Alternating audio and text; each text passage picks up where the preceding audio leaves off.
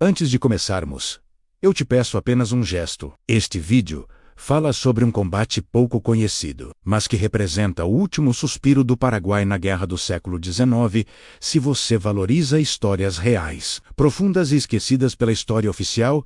Deixe seu like agora e se inscreva no canal. Isso ajuda esse conteúdo a alcançar mais pessoas e manter viva a memória de quem não pôde contar sua própria história. Agora, vamos voltar para 16 de agosto de 1869. Enquanto o mundo lembra a costa, como o massacre das crianças, poucos sabem que, no mesmo dia, outro combate selava definitivamente o destino do Paraguai.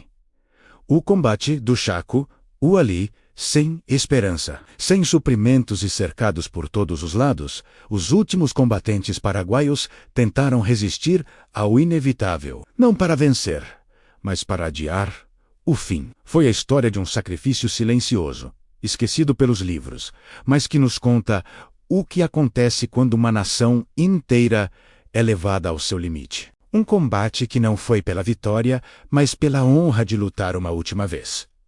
Vamos nos situar. Estamos em agosto de 1869.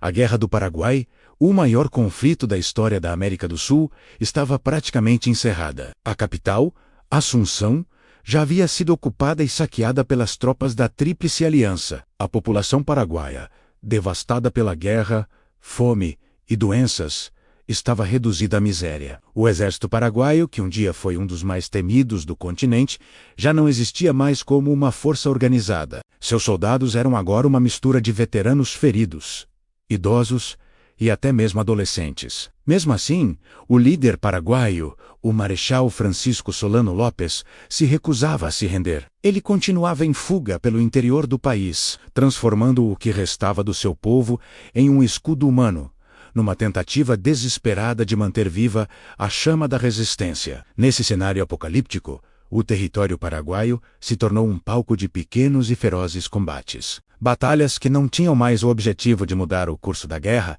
mas sim de proteger os civis que fugiam junto com López, de ganhar tempo por mais precioso e curto que fosse, e de manter acesa, ainda que fracamente, a ideia de uma nação que não se entregava. O combate do Chaco foi um desses últimos palcos, um dos atos finais dessa tragédia monumental. Mas quem eram os homens que lutaram naquele dia? De um lado, tínhamos os últimos vestígios do exército paraguaio. Não há um consenso absoluto sobre todos os comandantes presentes, mas os registros indicam que eram oficiais subordinados ao general Bernardino Cabeleiro, um dos homens de confiança de Solano Lopes.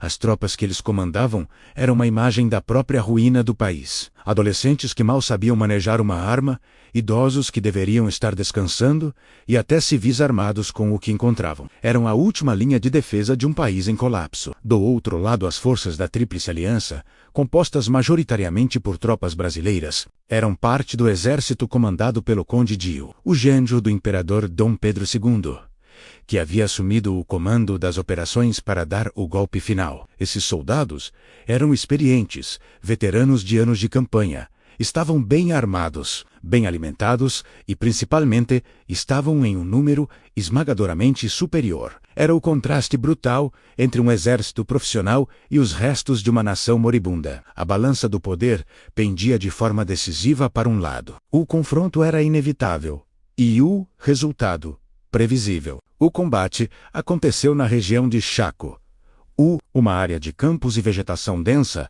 no interior paraguaio, no fatídico dia 16 de agosto de 1869, o mesmo dia da famosa Batalha de Acosta. Os números, embora estimados, dão a dimensão da disparidade. Do lado paraguaio, calcula-se entre 1.500 a 2.000 combatentes. Do lado da Tríplice Aliança, algo entre 10.000 a 15.000 soldados. Era uma proporção de quase 10 para 1. A luta começou com pequenas escaramuças. Os paraguaios, em uma tentativa desesperada de equilibrar as coisas, usaram que tinham a seu favor. O terreno irregular, que eles conheciam bem, a vegetação para emboscadas e pequenas trincheiras improvisadas, cavadas às pressas. Mas a diferença de poder de fogo era simplesmente brutal. A resistência inicial foi rapidamente sufocada pela superioridade numérica e pelo armamento dos aliados. Com o avanço das tropas aliadas, o cerco se fechou rapidamente. A artilharia brasileira, posicionada estrategicamente, começou a bombardear as frágeis linhas paraguaias. O som dos canhões ecoava pelo campo, anunciando a destruição iminente. Relatos da época indicam que muitos paraguaios lutavam com uma quantidade mínima de munição, às vezes com apenas alguns poucos tiros por soldado. Alguns usavam armas capturadas em combates anteriores, outros lanças improvisadas feitas com galhos, e muitos avançavam contra as linhas inimigas armados apenas com facões, em um ato de pura coragem ou desespero. A resistência paraguaia em Chaco, não era mais estratégica, era simbólica. Era um ato de desafio final, um grito silencioso de que eles ainda estavam ali, mesmo que por pouco tempo. Quando a infantaria aliada avançou em linha, o que era um combate se transformou em um extermínio. A luta corpo a corpo foi breve e sangrenta. Para os paraguaios, não havia para onde fugir. O cerco estava completo.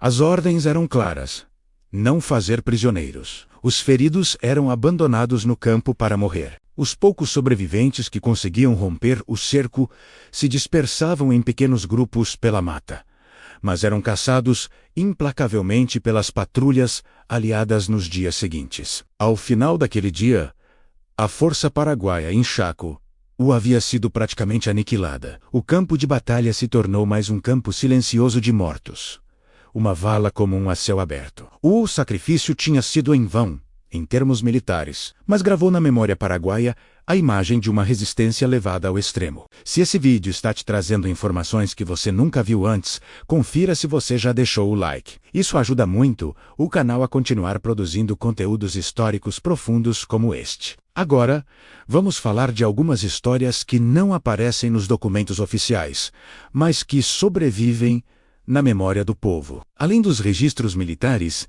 existem os relatos orais paraguaios, passados de geração em geração, que dão uma dimensão ainda mais humana e trágica ao combate. Alguns desses relatos afirmam que muitos dos combatentes lutaram sabendo que suas famílias, suas esposas e filhos estavam escondidas em algum lugar logo atrás de suas linhas e que cada minuto de resistência era um minuto a mais para que eles pudessem escapar. Há também histórias de que oficiais paraguaios, vendo que a batalha estava perdida, teriam ordenado que os jovens sem armas se dispersassem e fugissem, mas que muitos desses jovens se recusaram e voltaram para lutar ao lado de seus companheiros. E um dos relatos mais comoventes, embora não documentado, diz que um pequeno grupo de soldados resistiu até o último homem, e antes de serem completamente destruídos, eles se juntaram para cantar o hino nacional paraguaio uma última vez. Essas histórias